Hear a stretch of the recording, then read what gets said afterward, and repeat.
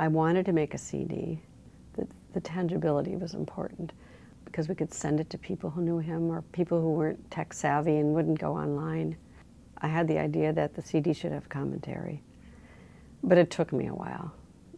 It was also a process. Rabbi Gold didn't realize other people were really interested, and it was a gradual process of trying to share the recordings in the rougher form with a small group of friends at his apartment, saying, Ben, other people want to hear it. I also want to know what they think. But I thought it was important stuff. And he said, why do I want to hear it? But he would, when he was there, he loved to perform, and it got twinkly-eyed and like being at the center of attention, and was good at it.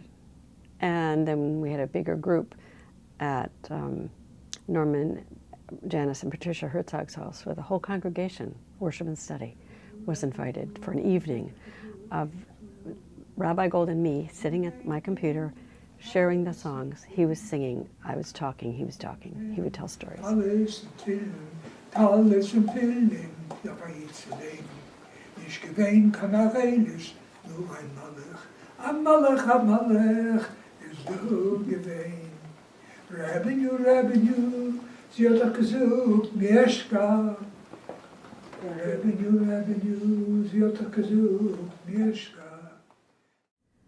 Well, I think it was good for both of us. I mean, I knew the value of the music, but I still remember that first small gathering, seeing how happy he was and surprised he was.